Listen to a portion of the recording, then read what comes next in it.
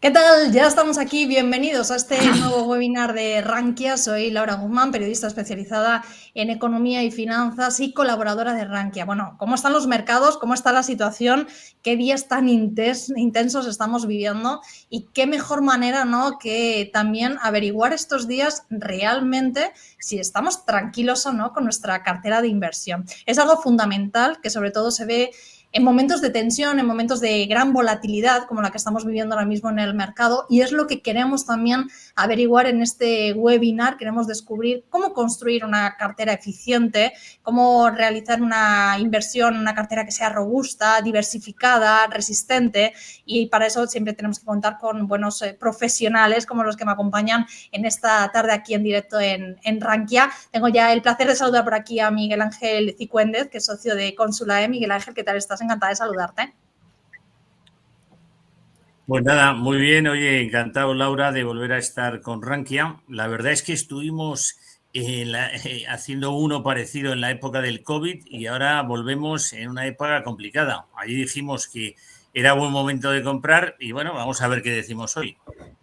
Eso te iba a decir y yo, pues habéis dado en el clavo, para intentar saber realmente cuándo tenemos que crear esas carteras tan importantes, porque muchas veces habla, ¿verdad, Miguel Ángel, de crear carteras, ¿no? Todos carteras eficientes, pero realmente hay que tener ciertas pautas y cumplirlas para crearlas. Bueno, vamos a seguir presentando, que como veis me acompaña mucha gente hoy. Está también Andrea Montero Cabello, que es también socia de Consulae. Andrea, ¿qué tal? Encantada de también saludarte y tenerte por aquí en Rankia. Muy contenta de estar aquí con José, vosotros.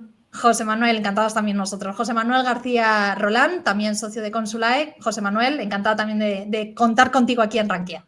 Muchas gracias, Laura, por la invitación. Aquí intentamos dar un poquito de luz en estas tinieblas que hay ahora mismo. Y tinieblas de verdad, ¿eh? No esperábamos esto muchos y es momento de ver cómo van también nuestras inversiones. Y Iñaki Palacio Arbesú, que también es socio de Consulae. Iñaki, también encantada de saludarte.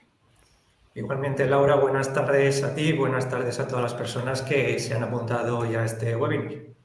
Y os animamos, precisamente, como nos está diciendo Iñaki, a que a través de ese chat tan maravilloso que yo siempre digo, dejéis vuestras consultas, vuestras dudas, cómo formar esa cartera, de las cosas que nos van diciendo estos grandes profesionales, esas dudas de, oye, ¿qué hago ahora? Yo ahora mismo invierto más en tal, ¿qué porcentaje es mejor tener en oro? Ese tipo de cosas. Para eso estamos y por eso queremos estar aquí en Rankia, ayudándoos también a dar esas consultas, esa ayuda a la hora de la inversión, que es tan importante. Y lo primero de todo, mientras que os vais animando a través del chat a que ya nos podéis dejar esas consultas para poder hacérselo a los profesionales que nos acompañan esta tarde en Rankia, yo lo primero de todo quiero saber, Miguel Ángel, estamos hablando de Consulae, que es una EAF, y muchas veces la gente no sabe muy bien diferenciar entre EAF y EAF.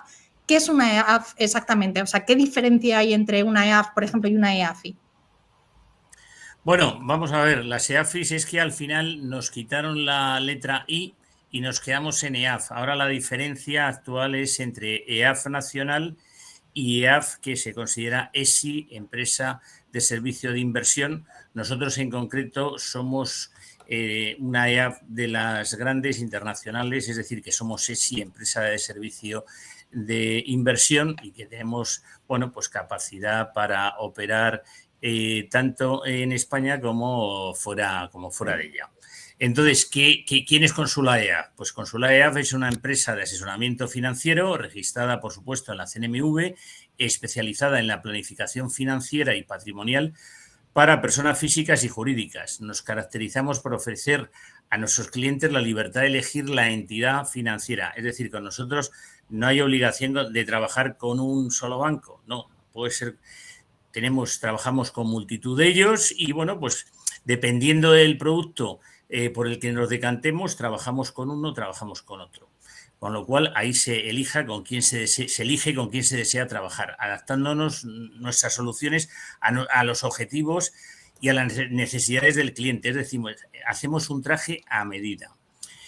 ¿Cuál es la función principal de una EAF? Es ayudar a los inversores a tomar decisiones informadas y adecuadas a sus objetivos financieros, siempre bajo criterios de arquitectura abierta y sin conflicto de intereses.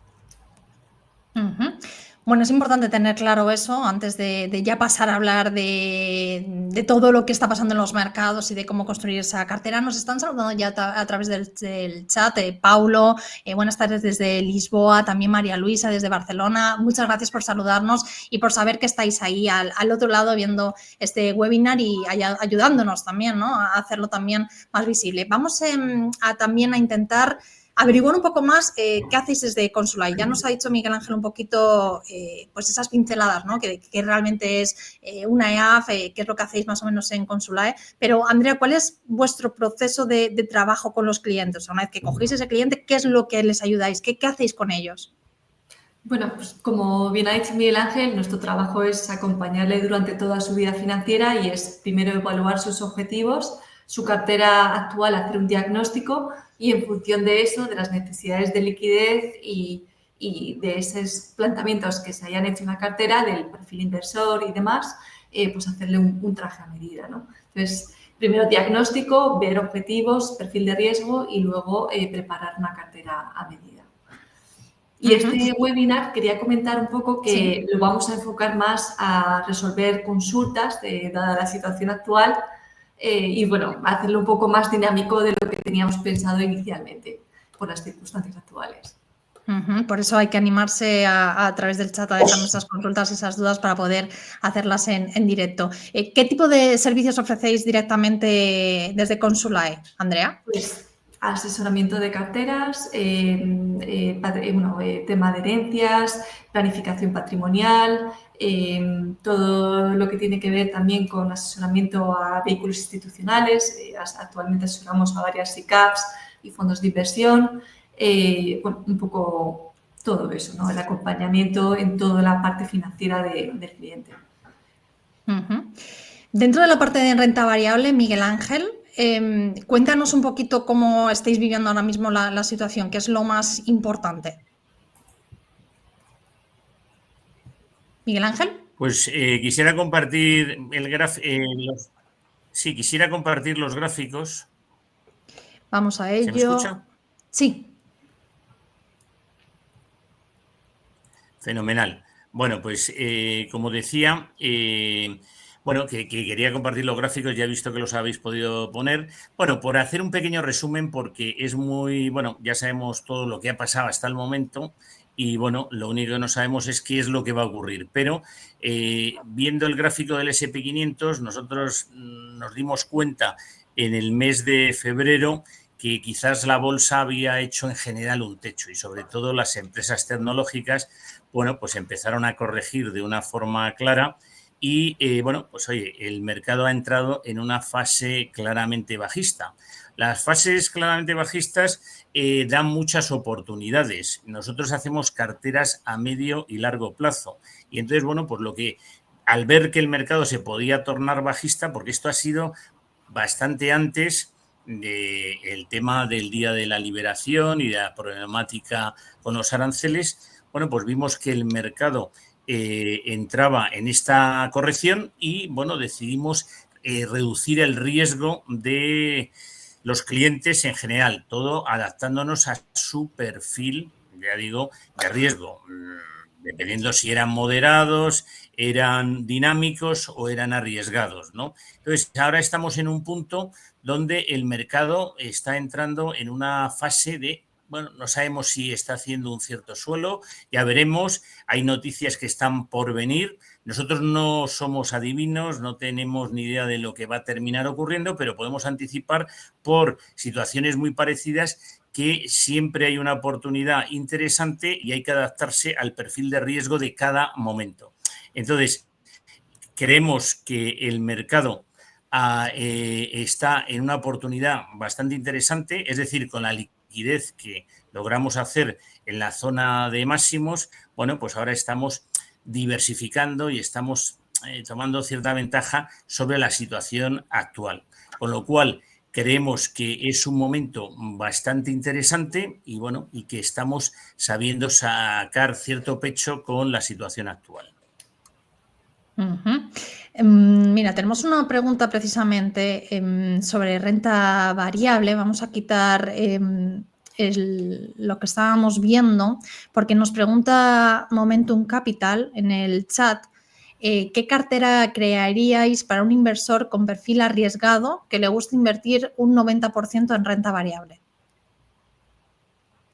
No sé quién quiere responder. Pues me lanzo yo si queréis.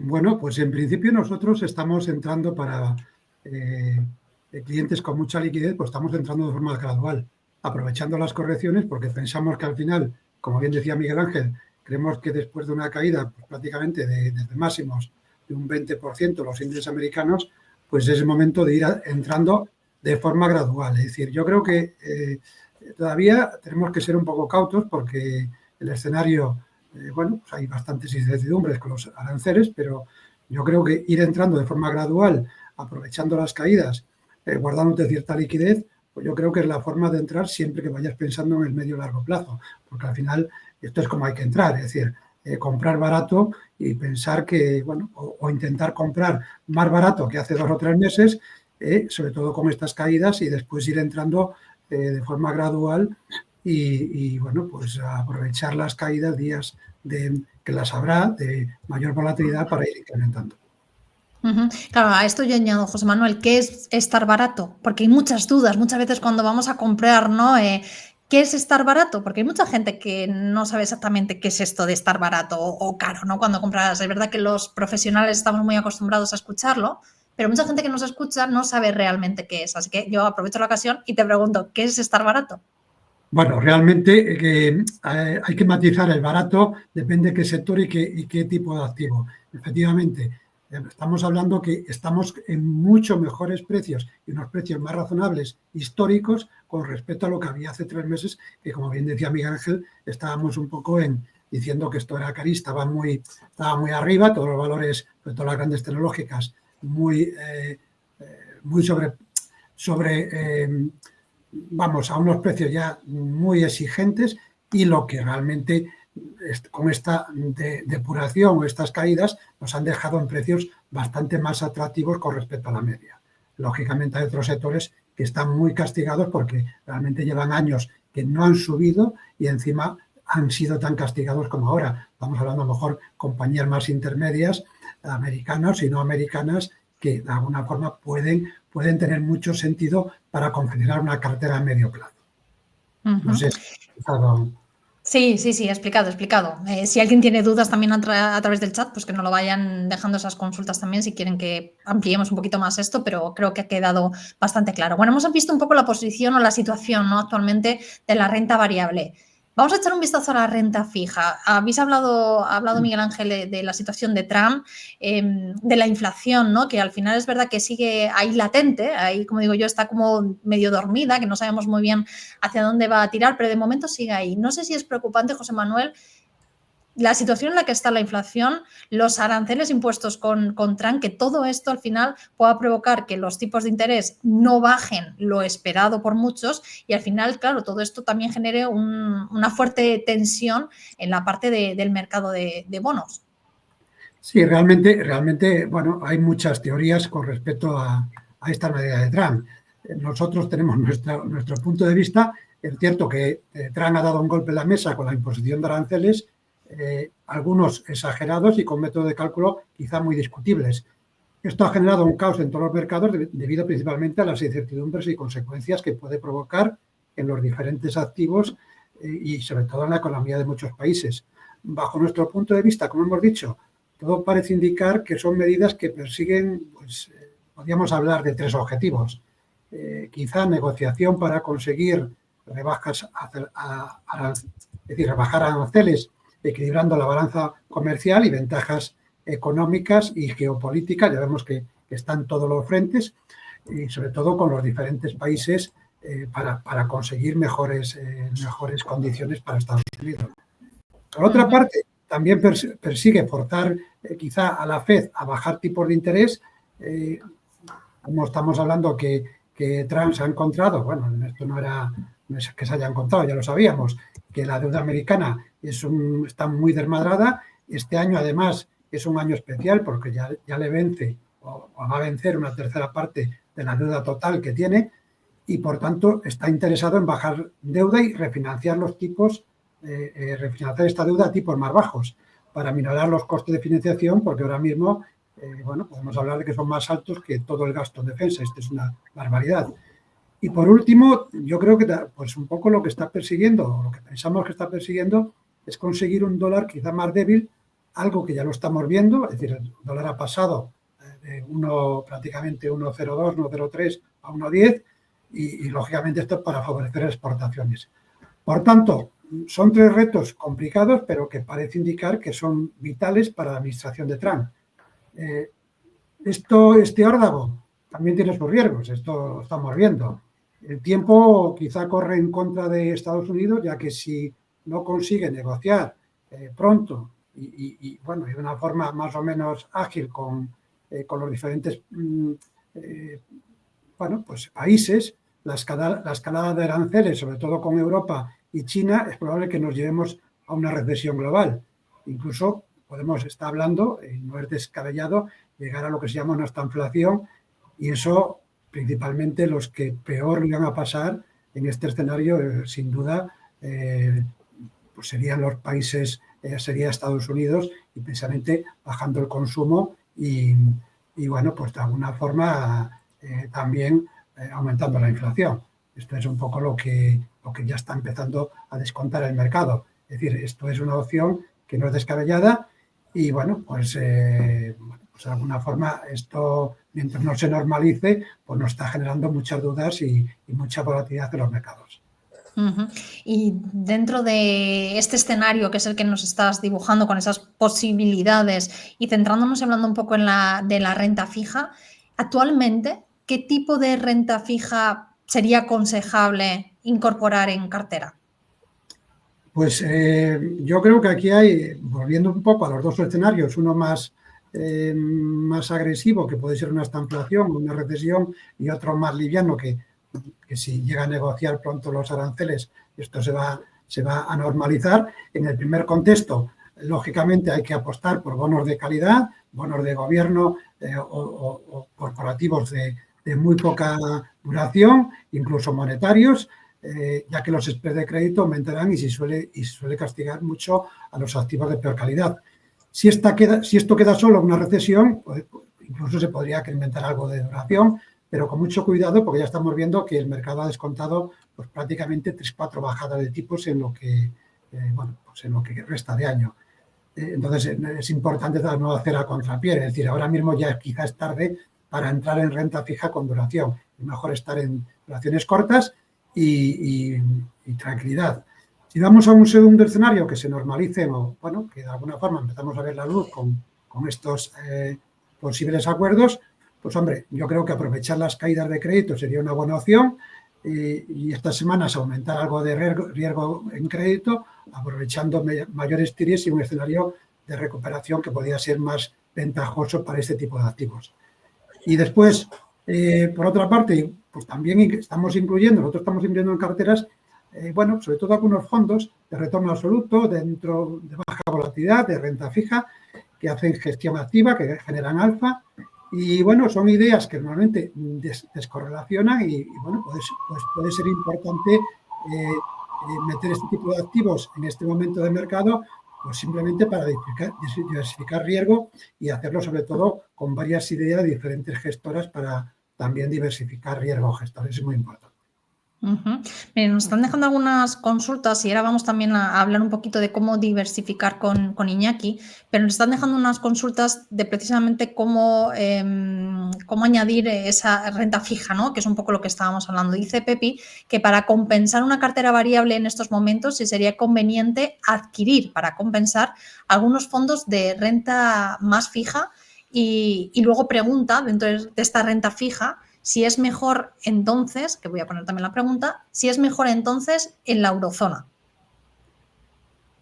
Bueno, hombre, vamos a ver, los tipos de interés está claro que teóricamente tienen más pinta o más probabilidades de seguir bajando en la zona euro que no en Estados Unidos, a no ser que cambien las circunstancias. Pero bueno, yo creo que aquí, cuando se refiere a renta fija más fija, entiendo que es renta fija más segura, que eso sabemos que que dentro de la renta fija hay mucha variedad. Cuando nosotros nos referimos a renta fija tranquila, de baja volatilidad, precisamente nos referimos a renta fija de alta calidad, duraciones muy cortas o intermedias, dependiendo un poco la situación, y evitar sobre todo high yield, bonos emergentes o bonos de calidad un poco más complicada. Y después, muy importante, si entramos en bonos globales, divisa cubierta. Ahora mismo hay mucho riesgo con diferentes divisas y, lógicamente, se puede entrar no solo en zona euro por el tema de divisas, sino también otras divisas que puede haber más oportunidades, pero divisa cubierta. Vamos a hablar un poco de diversificación, mientras que venga, os animáis a través del chat a dejarnos esas consultas y esas dudas, aprovechar esta ocasión. Además, tal y como está el mercado, pues bueno, al final tener a grandes profesionales aquí ayuda mucho en este sentido, que las dudas cada vez hay más, ¿no? Tal y como está la situación. Iñaki, vamos a hablar un poco de diversificación.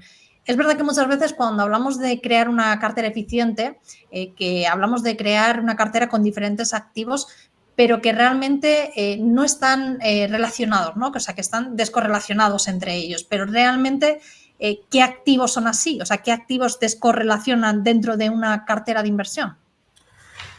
Pues mira, Laura, efectivamente, la diversificación de las carteras quizás es el aspecto clave, ¿no?, a la hora de hacer una buena cartera de inversión.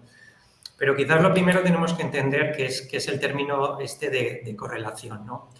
Al final, la correlación es una medida, ¿no?, que relaciona cuánto se mueven o qué relación tienen dos activos entre sí a la hora de comportarse, ¿vale? Es decir, si se mueven de la misma manera, pues por ejemplo, el BBVA y el Santander, ¿vale?, se mueven idénticos, pues podemos decir que tienen una correlación alta. Si se mueven de manera poco parecida o incluso de manera contraria, pues solemos decir pues que están descorrelacionados, ¿vale? Por ejemplo, la correlación entre una letra del Tesoro y entre una acción tecnológica de Estados Unidos pues es nula, ¿vale? Entonces, la clave al final es que si incorporamos activos que tengan baja correlación en nuestras carteras, realmente lo que hacemos es un efecto que reduce el riesgo total de nuestra inversión, ¿vale? Entonces, voy a comentar, por ejemplo, 3 activos que nosotros utilizamos o que implementamos en las carteras y que nos ayudan un poco primero, a buscar esa descorrelación, ¿no?, sobre todo en momentos como el actual, ¿no?, donde hemos tenido o hemos sufrido grandes caídas en los mercados de renta variable. Pues mira, por ejemplo, quizás el primer activo que comentaría serían los bonos de renta fija de mayor calidad, ¿vale? Al final, cuando incorporamos en nuestra cartera bonos que podemos hacerlo vía fondo de inversión o incluso comprando directamente el bono, ¿no? Son activos que al final suelen tener correlaciones muy bajas con respecto al mercado de renta variable. Otra cosa es momentos de pánico o momentos donde ocurren los famosos margin call, ¿no?, que se vende todo. En ese caso, ni descorrelación ni nada, ¿no? Todo cae, ¿no? Pero digamos que en un entorno natural de mercado sí que sirven para descorrelacionar. Luego comentaría también, por ejemplo, el oro, ¿vale? El oro es un valor refugio tradicional y es un activo que en momentos de incertidumbre, en momentos de cierto tensionamiento, también descorrelaciona muy bien las carteras. Y por último, quizás el activo que más demanda tenemos por parte de inversores, ¿no?, de cierto patrimonio, mucha gente que acude a nosotros para que les asesoremos, es el private equity. El private equity realmente sí que descorrelaciona las carteras que invierten en producto más tradicional. Cuando hablo de private equity, hablo de producto pues, que hacemos, por ejemplo, compra de inmobiliario directamente, ¿vale? O inversión en fotovoltaicas, inversión en aviones, es decir, cada vez hay más acceso, ¿no?, a ese private equity para un cliente más especializado y que realmente son activos que sí que nos ayudan a descorrelacionar bastante bien las carteras. Ujú. Bueno, pues son 3 activos importantes, a tener en cuenta. Alguno como el oro, los bonos, es verdad que estamos más acostumbrados a escucharlos, pero, por ejemplo, el private equity, que es verdad que se habla mucho de ello, pero no lo habíamos, a lo mejor pensado de esa forma para descorrelacionar, y es verdad que es un buen activo para poder meter en cartera. Vosotros estáis muy acostumbrados a que los clientes lleguen y os digan: "A ver, ¿cómo formo mi cartera? ¿Qué hago con ella?". ¿Cuáles son los errores que también soléis ver cuando ya llegan con esas carteras formadas, ¿no? Os la dan y dicen: "¿Cómo puedo mejorar esto?". ¿Cuáles son los errores más comunes que suelen cometer los inversores a la hora de crear esas carteras, intentar descorrelacionar esos activos? Pues mira, uno de los errores más frecuentes que vemos precisamente viene por esta falta de diversificación. Muchas veces se confunde el tener muchos productos con el estar diversificado y no es así. Yo siempre pongo el ejemplo de que si un inversor se compra todos los bancos del IBEX, tienes 6, 7 valores, pero realmente no estás diversificado, no lo estás apostando todo a un sector, el financiero, a un país, España. Entonces, diversificar no es tener mucho producto, ¿vale? Diversificar es tener varios productos, pero que esos productos nos puedan dar exposición a diferentes zonas geográficas o diferentes nichos de inversión, ¿vale? Por ejemplo, también un error que hemos visto mucho en estos últimos meses ha sido carteras muy ponderadas a SP500, pero que a su vez tenían también tecnología, que tenían las 7 magníficas. Y al final, por ejemplo, el SP500 pues, ha ido teniendo cada vez una correlación, ¿no? más elevada con estas famosas 7 magníficas. Y lo hemos visto en estas últimas fases de corrección. Otro error que solemos ver es el confundir rentabilidades pasadas con rentabilidades futuras, ¿vale? Es decir, hay inversores que a lo mejor ven fondos que han subido mucho y intentan, pues, oye, si este fondo ha subido mucho, lo voy a comprar porque, oye, si este año ha hecho un 30, el año que viene hará otro 30, ¿no? Y hay veces que un fondo que ha subido mucho un año, pues al año siguiente, pues es bastante probable que pueda tener correcciones, ¿no? También, y volviendo al punto 1, porque realmente es importante, ¿no? Es el tener demasiado producto sin saber bien qué relación tiene entre sí o cómo encaja. Yo creo que es muy importante que cada vez que decidamos meter ya sea un fondo, ya sea una acción, ya sea un ETF o un bono en cartera, lo estudiemos bien y sepamos en qué invierte, porque así vamos a evitar tener, digamos que, esos solapamientos, ¿no? Después, un error muy común y que sobre todo es un error que cuesta muchísimo dinero y preocupaciones en momentos como el actual es no tener en cuenta o pasar por alto nuestro perfil de riesgo personal. Es decir, hay inversores moderados o inversores con muy poca tolerancia a las pérdidas que, animados por las subidas que ha habido en los mercados en los últimos meses, pues han ido comprando más renta variable de la que mejor podrían admitir, ¿vale? Entonces, ¿qué ocurre?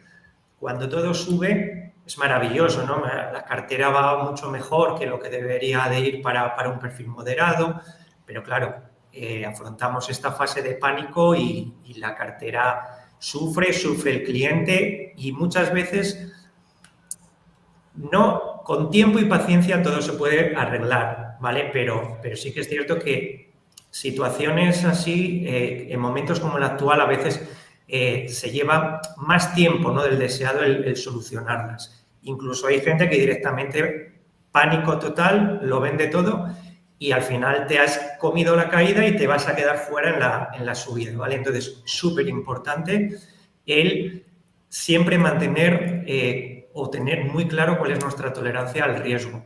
Y por último, te diría, para ya terminar, que hay que seguir haciendo un seguimiento de la cartera y un rebalanceo de posiciones, ¿vale? A veces tenemos una estructura de cartera que por la fluctuación o comportamiento del mercado va modificando sus pesos, ¿vale? Es decir, a lo mejor tenemos un determinado peso en renta variable, el mercado ha ido subiendo y ese peso ya tiene una mayor relevancia sobre nuestra cartera, ¿no? Pues a veces es bueno el hacer algo de caja y volver a tener el peso que teníamos en un inicio, ¿vale? Entonces, el rebalanceo es un tema bastante importante también.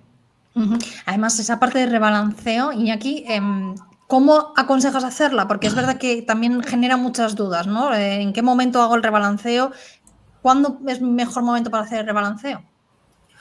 Pues mira, al final nosotros creemos que los rebalanceos de cartera hay que hacerlos en estos momentos en los que el mercado está muy confiado, que hay esta especie de sensación de euforia, ¿no? En plan de compra lo que sea que el mercado no va a corregir, ¿no?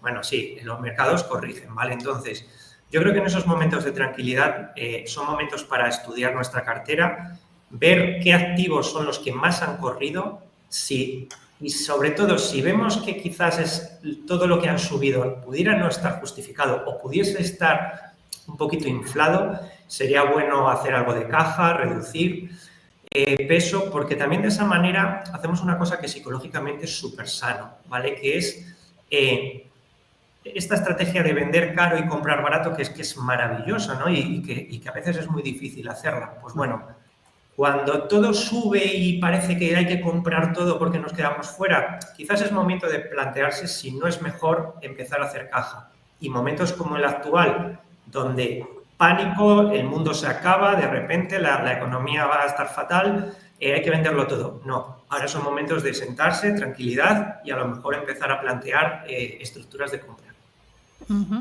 Vamos a hablar un poco también de esa cantidad, ¿no? Muchas veces a la hora de crear esa cartera, Andrea, ¿cuántos fondos o activos debería tener una cartera? Es muy difícil decir un número exacto, ¿no? Pero Sí. más o menos, no sé, en qué variables, ¿no? Nos podemos mover para tener una buena cartera, eficiente, diversificada, como la que estamos hablando aquí hoy.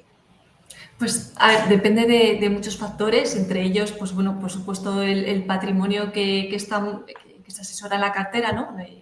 La cantidad de patrimonio, ¿no? Pero también de perfil de riesgo, horizonte temporal, los tipos de activos seleccionados, ¿no?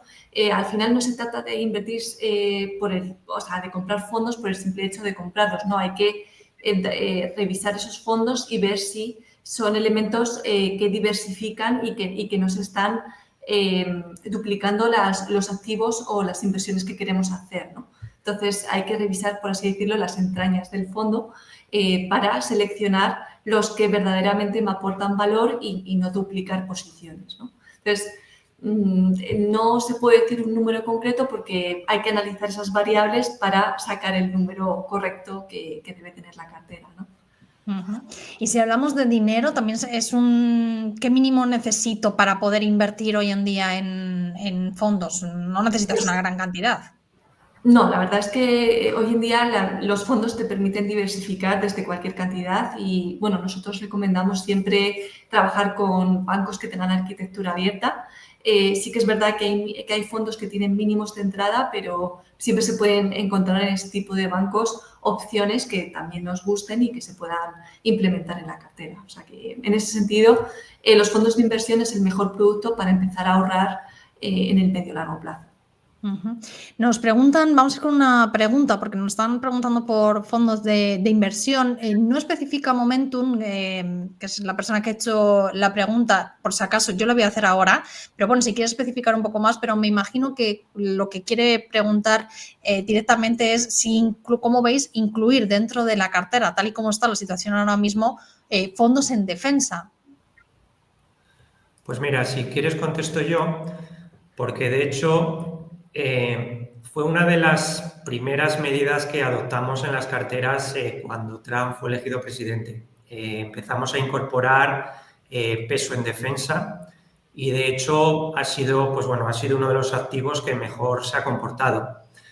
A ver, aquí el tema clave es el producto que utilicemos. Digo esto porque vía fondos de inversión, aunque hay fondos que puedan tener cierta relación con la temática de defensa, ¿vale? Como pudiera ser a lo mejor el Echiquier, tiene un Echiquier Space, Peter Security, que podríamos pensar en relacionarlos con defensa, no invierten como tal en el sectorial defensa, ¿vale? Entonces, la única manera que tendríamos de ir incorporando defensa en una cartera, siendo fieles, ¿no?, a lo que sería una réplica del sectorial, es vía ETF, ¿vale? Entonces, sí que creemos que tiene sentido, sí que pensamos que sigue siendo un activo para pensar en mantener a medio o largo plazo, ¿vale? No nos olvidemos también del ingente programa de gasto en defensa que ha planificado la Unión Europea. No es un programa de hoy para mañana, ¿vale? Es un programa que está pensado para varios años. Entonces, sí que nos parece un sector a tener muy en cuenta. Y ya que voy a aprovechar la situación, ya que hemos hablado, Iñaki, de incluir a través de a lo mejor fondos indexados o ETFs, ¿tiene sentido, que es una pregunta que se hace mucha gente, ¿tiene sentido realmente mezclar dentro de tu propia cartera fondos de gestión activa con fondos indexados o ETFs? Totalmente. De hecho, nosotros es una línea de actuación que solemos hacer. Lo que pasa es que aquí hay que hacer un matiz, ¿vale?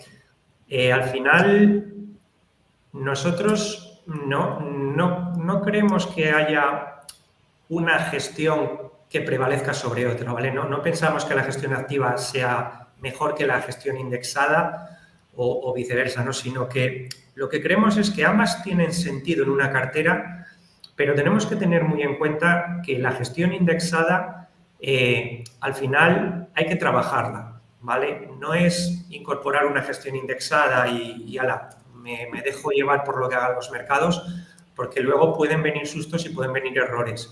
Nosotros siempre recomendamos que esta gestión pasiva hay que hacer gestión.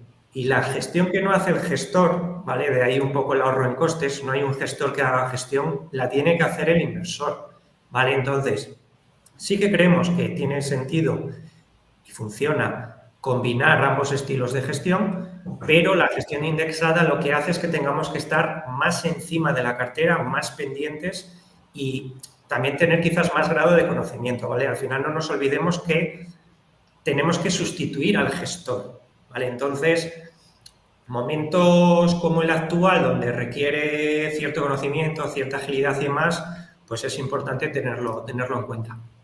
Bueno, vamos a seguir un poco andando en esto de la cartera de inversión. Ahora nos han hecho una pregunta sobre fondos de inversión colectivos asociados al SP500. Ahora enseguida os la hago, pero por seguir también un poquito más ahondando en cómo crear esa cartera de inversión, Andrea, hemos hablado un poco de los fondos, de lo mínimo que se necesita para crear esa cartera, pero ¿cómo sé también si estoy dentro de la cartera que voy formando demasiado expuesto a un tipo de activo? ¿Qué porcentaje, digamos, hasta aquí, ¿no? Tiene que ser ese porcentaje para decir, ya te estás demasiado expuesto. Bueno, yo creo que aquí lo fundamental es revisar periódicamente la cartera para ver que el equilibrio es el adecuado, ¿no? Al final nosotros utilizamos herramientas de análisis y de balanceo para ajustar la exposición a diferentes clases de activos. Normalmente si un activo está fuera del parámetro es porque pues, ha tenido un muy buen recorrido y hay que rebalancear la cartera para bajar exposición y ajustar en todo momento la cartera al perfil del cliente, ¿no? Y que nunca se pase del perfil del cliente, ¿no? Entonces, yo creo que aquí lo clave es análisis analizar la cartera periódicamente, ¿no? Y, pues bueno, rebalancearla cuando procede y cuando vemos que esos activos han pasado de proporción, ¿no? De acuerdo a lo que marca el perfil del cliente, ¿no? Vamos con esta pregunta de John. Nos dice, John Jairo dice que hizo una inversión que representaba el 40% de su cartera en un fondo de inversión colectiva que sigue al SP500, por lo cual me ha representado una desvalorización importante. Dice que es de perfil moderado. ¿Qué le aconsejan hacer, qué le aconsejáis hacer en esta situación? Oye, pues casi me voy a lanzar yo a responderle. Venga. Porque es que si tiene un 40, claro, había que ver la cartera completa, que yo creo que como está en tiempo real y lo estoy viendo, pues a lo mejor no los podía definir, pero pudiera ser que fuera una exageración estar tan indexado al SP500 con un 40%, aunque nos falta saber en qué tiene invertido el 60%. Cierto es que ha habido una corrección espectacular en el SP500 y una de las preguntas que nos hacían también era hasta dónde iba a caer el SP500. Claro, lógicamente nosotros no tenemos una bola de cristal, no lo sabemos, pero pudiera ser que, salvo que Trump vaya de farol y bueno, al final parece, bueno, no sabemos, lo desconocemos, no tenemos una idea clara, el mercado está en tendencia bajista y esto pudiera seguir cayendo, no lo sabemos. Y entonces, para un perfil moderado, quizá pudiera ser muy exagerado este 40% si tiene más renta variable. No lo sabemos, a ver si ahora no lo dice, porque si tiene más renta variable, pues digamos que por eso le está sufriendo, y más teniéndolo en zona de máximos históricos. Por lo menos así yo lo veo. No sé tú, José Manuel, ¿qué le aconsejarías ahí? No, bueno, sobre todo el perfil moderado yo creo que marca un poco también la situación. Yo creo que ahora mismo no es cuestión de vender estos niveles. Hombre, si se siente muy incómodo, podría reducir, pero no se ha visto la posición y efectivamente depende un poco del resto de la cartera. Está claro.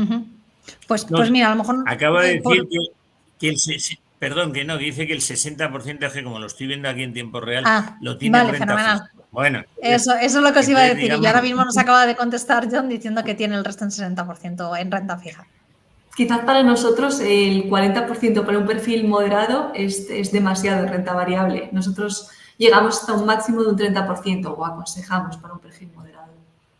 Bueno, pues esperamos haberte ayudado, John, con esta consulta, ya que estábamos hablando un poco Miguel Ángel, ¿no?, de la situación de Trump, de los aranceles. ¿Cómo veis que pueden afectar todo esto, Iñaki, en cuanto a una recesión o una posible subida de la inflación? Aunque antes ya José Manuel también nos ha dado algunos detalles, pero ¿cómo veis que puede afectar? Pues mira, ¿los aranceles pueden provocar inflación? Sí. ¿Y pueden provocar recesión? Depende, ¿vale? Con respecto a la inflación, vamos a ver, tenemos que tener en cuenta que los aranceles van a subir los precios de los productos importados y las empresas van a trasladar el incremento de costes que tengan al consumidor final, ¿no? Y además también, al haber menos competencia de fuera, el producto local también suele tender a subir. Por lo tanto, digamos que hay una tormenta perfecta para provocar que sí que se genere una subida de precios y una inflación, ¿vale? Y con respecto al tema de si pueden provocar recesión, pues hombre, tenemos que tener en cuenta, al final los aranceles lo que hacen es que hay un menor comercio a nivel internacional, ¿vale? Se pierde competitividad a nivel global, hay menos inversión también a nivel global, aumentan los costes de las empresas, ¿vale? Por lo tanto, eso provoca, lógicamente, un cierto deterioro económico. ¿Qué ocurre? Si la situación previa es una situación de debilidad, ¿vale? Es decir, si estamos en una situación económica débil y se imponen aranceles, pues al final el destino es una recesión clara, ¿no? Pero en el momento actual, la economía, los datos económicos que conocíamos hace 3 o 4 semanas, no estábamos en una situación económica débil, ¿vale? Por lo tanto, pensamos que la recesión podría ser evitable. Ahora bien, todo depende de el tiempo que dure este pulso, ¿no? Porque, lógicamente, podríamos estar ante un intento de provocar una recesión controlada, ¿no? Para, como comentaba José Manuel, buscar una renegociación de deuda más liviana, por así decirlo, pero esto se puede ir de las manos, ¿vale? Entonces, de momento, como el contexto económico es fuerte, no tendríamos por qué acabar en una recesión, ¿vale? En Estados Unidos, pero va a depender mucho de cuál sea la duración o el tiempo que se alargue, ¿no? Esto de que si negocio o no negocio, que si te pongo el 50 te pongo el 100, ¿vale? Es clave. Vamos a ir con algunas consultas que nos están llegando sobre algunos tipos de fondos de inversión. Por ejemplo, mira, esta que nos hace Sergio dice: ¿cómo veis los fondos de dividendos? Por ejemplo, el DWS Investop Dividend dice: está aguantando mejor que casi todos los fondos ahora. ¿Este tipo de fondos, os pregunta, ¿este tipo de fondos pueden aguantar mejor? Contesto yo, sin duda. Es decir, ten en cuenta que dentro de la renta variable siempre hay clases de activos que son más defensivos o son más o tienen más beta con lo que es el mercado. En este caso, fondos más defensivos, entre ellos los que invierten en empresas que generan dividendos, suelen ser empresas que suelen ser más resilientes a este momento de cierto pánico o que el mercado un poco bueno, pues se contempla como una crisis. Entonces, bueno, suelen ser, aguantan mejor, aunque al final, cuando hay ese pánico, como decía antes Iñaki, se venden todos los activos. Lo que pasa es, claro, que seguramente en el fondo va a caer la mitad que a lo mejor otros fondos que tienen más beta. Entonces, sin duda, para un perfil que sea más todoterreno y que le guste no tener demasiados sustos a largo plazo, el invertir en dividendos siempre es una garantía. Ya que te tengo y estoy hablando contigo, José Manuel, hemos hablado antes de un poco de la renta fija, ¿no? De cómo lo veis vosotros, pero ¿tiene sentido también meter, ya que estamos hablando también de los dividendos y de ese tipo de fondos, ¿tiene sentido también meter oro o bonos USA si la situación empeora aún más, como lo has descrito antes al principio? Bueno, pues al final lo que estamos hablando, es decir, tanto los bonos de calidad, es decir, sobre todo bonos de gobierno, bonos americanos, el oro, estructuralmente es interesante tener en cartera porque en circunstancias normales descorrelacionan bastante. Es decir, pero ¿qué ocurre? Cuando las cosas ya se ponen en pánico y entra todo en una espiral vendedora, pues también suelen caer porque al final, ¿qué hace la mayoría de la gente? Por dos motivos. Uno, por rebalanceo, porque intenta vender lo que menos ha caído y comprar quizá lo que piensa que puede estar barato o que ha caído mucho, como en este caso la renta variable. Y también por muchas circunstancias, porque hay mucho inversor apalancado que necesita reponer garantías y, lógicamente, pues tiene que vender lo que realmente es más líquido. Y, bueno, lo hemos visto, no sé si tengo aquí para compartirla. Sí, la ponemos ahora mismo, ya lo estamos viendo. Sí, lo que es el oro, pues prácticamente hasta final de marzo se ha comportado muy bien y al final en la última, hombre, lógicamente ha caído mucho, es el gráfico del oro, también lógicamente el oro ha subido por otras circunstancias, pero hemos visto que en la última semana pues prácticamente ha caído todo, es decir, sobre todo activos que son un poco más vulnerables, pues un poco a las caídas. Dentro de la renta fija, tampoco hemos dicho antes que no es lo mismo una renta fija de calidad a corto plazo que unos bonos corporativos que tengan cierto riesgo, porque lógicamente estos fondos pueden tener más volatilidad y suelen caer más en momentos difíciles. Vamos a ir con una consulta también que nos preguntan sobre fondos de inversión, en esta ocasión de emergentes. Nos dice Fernando que cómo veis invertir ahora en gestión activa, en fondos de gestión activa de bolsa asiática y en especial en la bolsa india. ¿Cómo veis esa opción? ¿Quién se anima? Si queréis, contesto yo. Venga, Iñaki. A ver, ha cambiado un poquito nuestra perspectiva de hace 4 días a esta parte.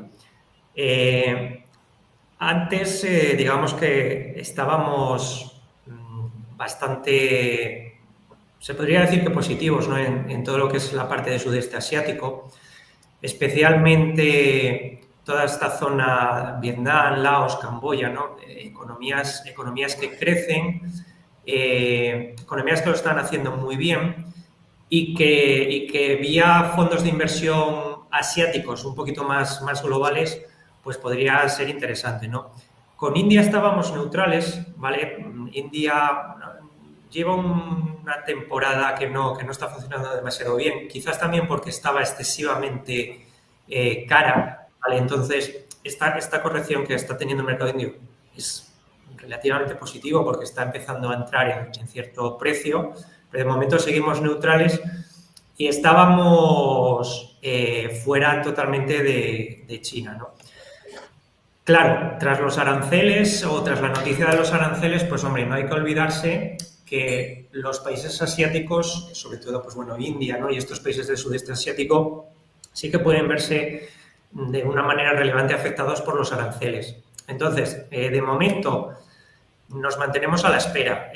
Queremos ver cómo evolucionan las negociaciones, porque sí que creemos que va a haber negociaciones y queremos ver un poco cómo salen las cosas y cómo puede impactar, ¿no? Lo que al final se pueda negociar, cómo puede impactar en las economías de los diferentes países de la zona asiática. Entonces, de momento, nosotros nos mantendríamos al margen.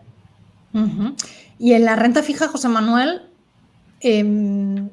¿qué es lo que creéis que debemos hacer ahora mismo? Antes nos has dicho también que es mejor un poco mirar, no, a lo mejor no tan a largo plazo, pero tal y como está la situación ahora mismo, ¿qué debemos hacer con la renta fija?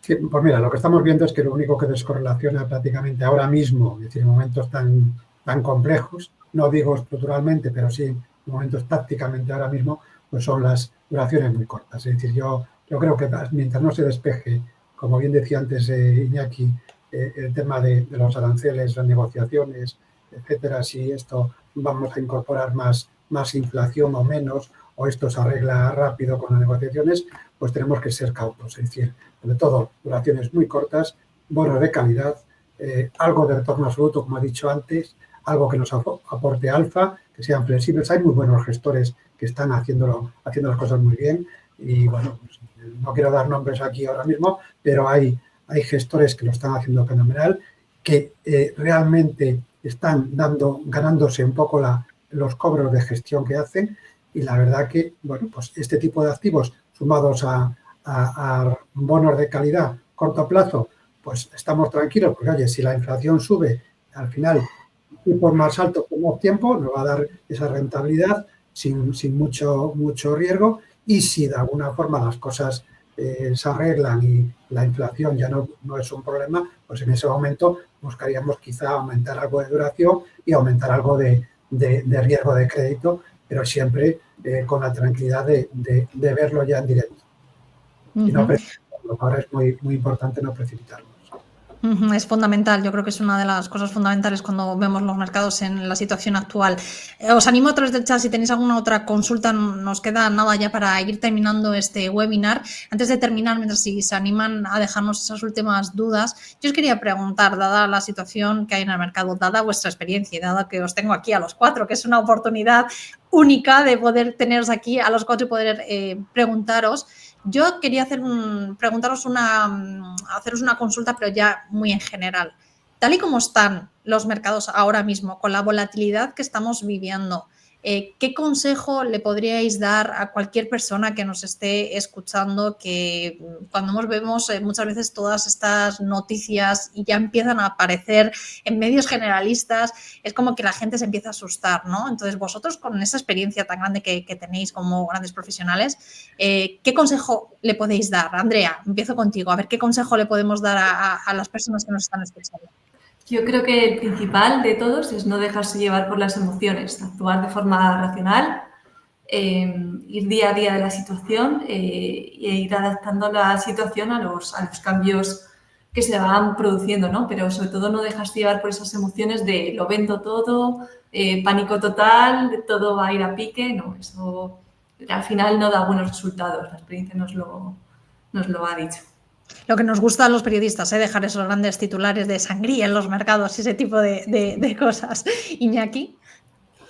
Pues mira, sí, muchas veces, aunque pueda parecer no una respuesta muy de andar por casa, pero a veces es mejor cuando ocurren estos eventos de pánico absoluto, a veces es mejor cambiar el canal, ¿no?, de la televisión y olvidarse un poco de estar mirando las inversiones todos los días.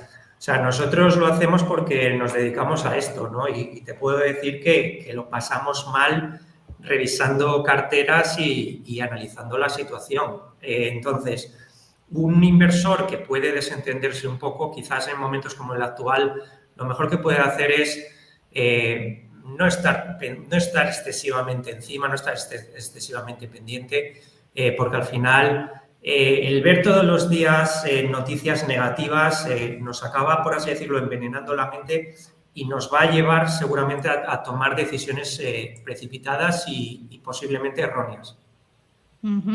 José Manuel, ¿cuántas llamadas habéis recibido en las últimas 48 horas? Seguro que el teléfono de cualquiera de vosotros ha estado saliendo humo, vamos, sin parar.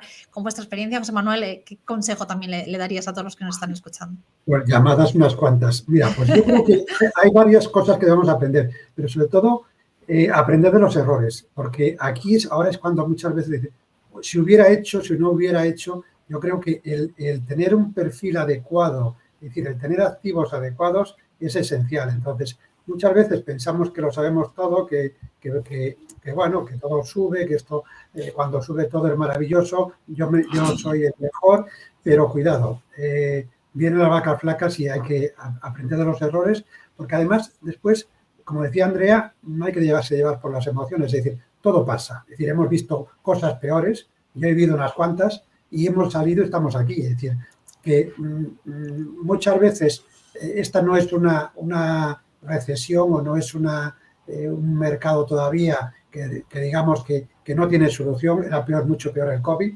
que no había nada que hacer, estábamos ahí encerrados.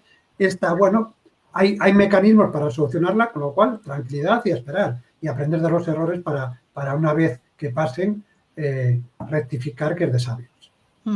Qué importante es hacer los deberes, Miguel Ángel, ¿verdad? Además, con esas situaciones, como dice José Manuel, que tantas veces, Miguel Ángel, habéis vivido en el mercado y que es algo habitual, porque es que esto es el mercado, es que esto es el mercado. Seguramente más de lo que hemos vivido en los últimos años, que mucha gente vive de los indexados o piensa solo en los indexados, ¿no? En lo bien que han ido los índices, pero bueno, el mercado también es esto y tenemos que vivirlo. Miguel Ángel, termino contigo. Ese gran consejo que le podemos dar a los que nos escuchan.